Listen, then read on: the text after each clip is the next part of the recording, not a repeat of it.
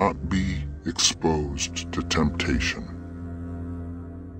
Human justice must be ever uncertain. How many judicial murders have been committed through ignorance of the phenomena of insanity? How many men hung for murder who were no more murderers at heart than the jury that tried and the judge that sentenced them?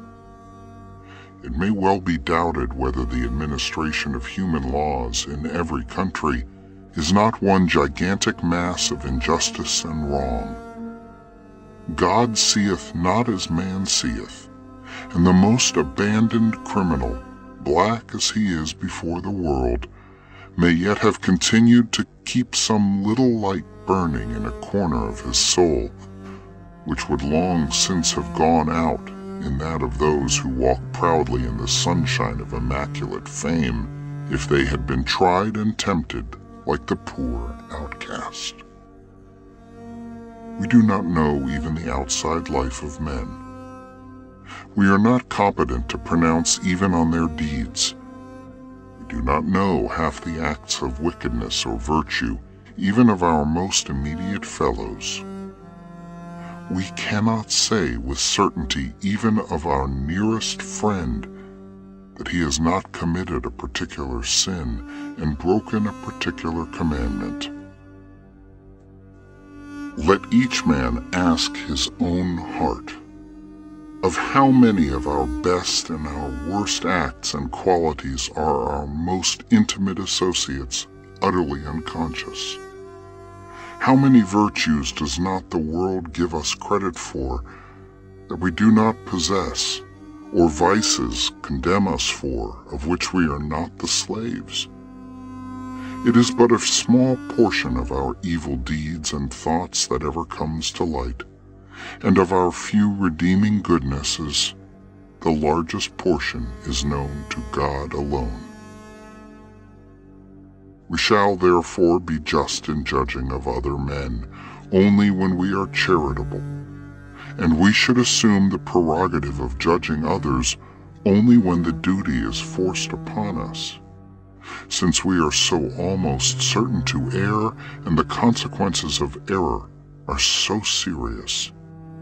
No man need covet the office of judge, for in assuming it, he assumes the gravest and most oppressive responsibility.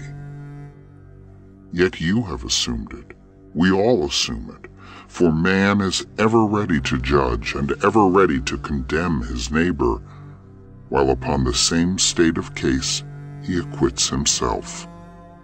See, therefore, that you exercise your office cautiously and charitably, lest, in passing judgment upon the criminal, you commit a greater wrong than that for which you condemn him, and the consequences of which must be eternal. The faults and crimes and follies of other men are not unimportant to us, but form a part of our moral discipline. War and bloodshed at a distance, and frauds which do not affect our pecuniary interest, yet touch us in our feelings and concern our moral welfare. They have much to do with all thoughtful hearts. The public eye may look unconcernedly on the miserable victim of vice, and that shattered wreck of a man may move the multitude to laughter or to scorn. But to the Mason, it is the form of sacred humanity that is before him. It is an erring fellow being, a desolate, forlorn, forsaken soul, and his thoughts, enfolding the poor wretch, will be far deeper than those of indifference, ridicule, or contempt. All human offenses, the whole system of dishonesty, evasion, circumventing, forbidden indulgence, and intriguing ambition in which men are struggling with each other, will be looked upon by a thoughtful Mason not merely as a scene of mean toils and strifes, but as the solemn conflicts of immortal minds, for ends vast and momentous as their own being. It is a sad and unworthy strife, and may well be viewed with indignation, but that indignation must melt into pity.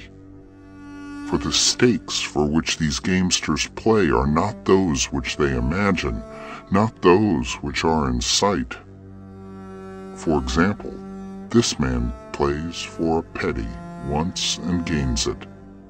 But the real stake he gains is sycophancy, uncharitableness, slander, and deceit. Good men are too proud of their goodness. They are respectable. Dishonor comes not near them. Their countenance has weight and influence. Their robes are unstained. The poisonous breath of calumny has never been breathed upon their fair name. How easy it is for them to look down with scorn upon the poor degraded offender, to pass him by with a lofty step, to draw up the folds of their garment around them, that they may not be soiled by his touch. Yet the great master of virtue did not so, but descended to familiar intercourse with publicans and sinners, with the Samaritan woman, with the outcasts and the pariahs of the Hebrew world. Many men think themselves better in proportion as they can detect sin in others. When they go over the catalogue of their neighbor's unhappy derelictions of temper or conduct, they all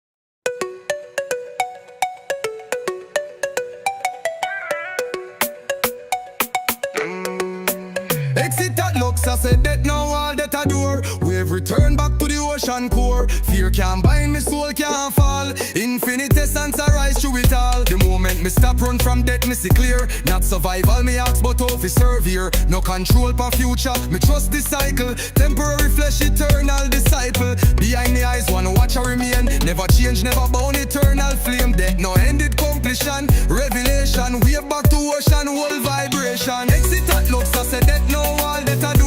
We have returned back to the ocean core. Fear can't bind me, soul can't fall. Infinite essence arise through it all. Fiat looks that no all that I do. We have returned back to the ocean core. Fear can't bind me, soul can't fall. Infinite essence arise through it all.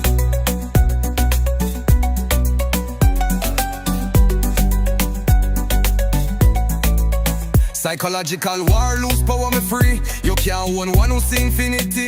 Death no void, no darkness for fear. Is transformation, the truth drawn near. My breath still, me heart can't beat. Blood stop move, still present sweet. Awareness expand, no boundary, no farm. Pure consciousness beyond the storm.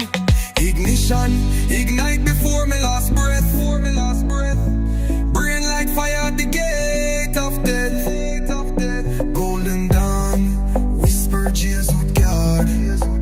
Masons keep cipher and code them hard. Excitata looks, I said that no wall let a door. We have returned back to the ocean core. Fear can't